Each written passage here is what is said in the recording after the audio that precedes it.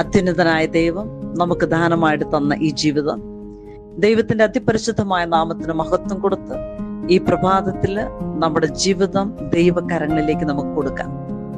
ദൈവത്തിന് നന്ദി പറയുന്നതിലുപരി ഇന്നത്തെ പ്രാർത്ഥനാ നിയോഗമായിട്ട് നമ്മളൊക്കെ കടന്നു പോകുന്ന പ്രതികൂലത്തിന്റെ സാഹചര്യങ്ങൾ, ഈ പ്രതികൂലത്തിന്റെ നടുവിൽ തീരുമാനമെടുക്കാൻ പറ്റാത്ത അവസ്ഥകള്, കർത്താവിന്റെ ആ പരിശുദ്ധ നാമത്തിന് മുന്നിൽ വചനത്തിന്റെ ശക്തിക്ക് വേണ്ടി ദൈവകരങ്ങളിലേക്ക് നമുക്ക് വിട്ടുകൊടുക്കാം. പ്രത്യേകിച്ച് പ്രഭാഷണന്റെ പുസ്തകം 2:2 പറയുന്നുണ്ട്, മക്കളെ ആപത്തിൽ അടിപതറരുത്, ദൈവത്തോട് വിട്ടകലാതെ ചേർന്ന് നിൽക്കുക.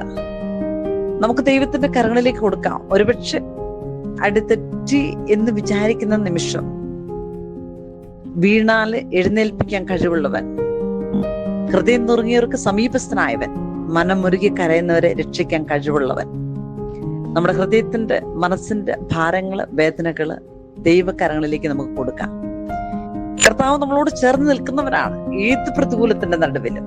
കാരണം അഗ്നിയിൽ ശുദ്ധി ചെയ്യപ്പെടുന്നത് പോലെ സഹനത്തിന്റെ തീച്ചുളയില് കർത്താവിന് ഇഷ്ടപ്പെട്ട മക്കളെ ദൈവം ശുദ്ധീകരിക്കുന്ന സമയങ്ങളാണ്.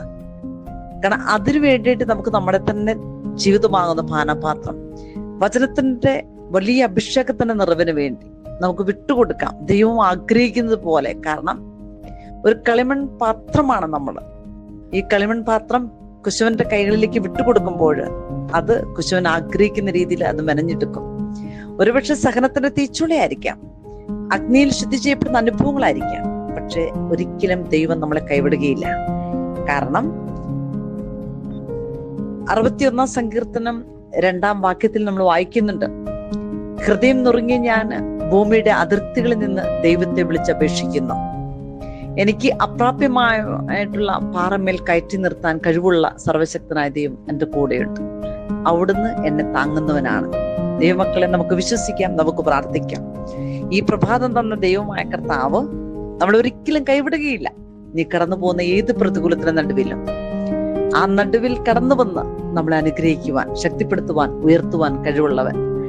ആ മാറ്റമില്ലാത്ത ആകാശം ഭൂമിയും കടന്നു പോയാലും ആ വാക്കുകൾക്ക് മാറ്റം വരികയില്ല.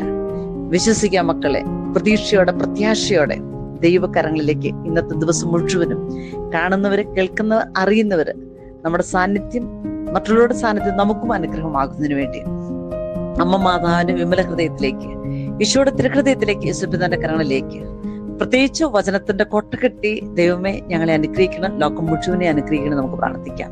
യേശുനാമത്തിന്റെ ശക്തി അത് മഹത്വമായിട്ട്, അനുഗ്രഹമായിട്ട് മറ്റുള്ളവർക്ക് പകർന്നു കൊടുക്കുവാന്, അതിലുപരി തിരുരക്തത്തിന്റെ വലിയ അഭിഷേകം, വിശുദ്ധ കുരിശിന്റെ സംരക്ഷണം നമ്മുടെ ജീവിതയാത്രയിൽ ഉണ്ടാകുവാൻ വേണ്ടിയിട്ട് പ്രഭാഷണന്റെ പുസ്തകം നമ്മളെ പഠിപ്പിക്കുന്ന ഒരു കാര്യമുണ്ട്. 2:6 വാക്യത്തിൽ കർത്താവിൽ ആശ്രയിക്കുക, അവിടുന്ന് നിന്നെ സഹായിക്കും, നേരായ മാർഗത്തിൽ ചരിക്കുക, കർത്താവിൽ മാത്രം പ്രത്യാശ അർപ്പിക്കുക. ദൈവത്തിൽ ആശ്രയിക്കുമ്പോൾ അവിടെ നമ്മെ സഹായിക്കും. ദൈവത്തിൽ മാത്രം നോക്കി യാത്ര ചെയ്യുമ്പോൾ അവിടുത്തെ മാർഗം നമുക്ക് കാണിച്ചു തരും. ദൈവമാണ് നമ്മുടെ പ്രത്യാശ. നമ്മുടെ കുടുംബത്തെ, നമ്മുടെ മക്കളെ, ജീവിത പങ്കാളിയെ, മാതാപിതാക്കന്മാരെ, നമ്മുടെ സഹപ്രവർത്തകരെ, ഗുരുബോധരെ, നമ്മളുമായിട്ട് ബന്ധപ്പെട്ട് നിൽക്കുന്ന എല്ലാ മേഖലകളെ ദൈവത്തിന്റെ അനന്തമായ കാരണത്തിന് മുമ്പിലേക്ക് നമുക്ക് സമർപ്പിക്കാം. ഓരോ ദിവസവും, ഓരോ നിമിഷവും അനുഗ്രഹിക്കപ്പെട്ട നിമിഷങ്ങളാക്കി, അഭിഷേകത്തിന്റെ നിറവുകളാക്കി കടന്നു പോകുന്ന വഴികളില് കർത്താവിന്റെ വലിയ ചൈതന്യം അനുഭവിച്ചിറകളെ കൃപയ്ക്ക് വേണ്ടി നമുക്ക് പ്രാർത്ഥിക്കാം.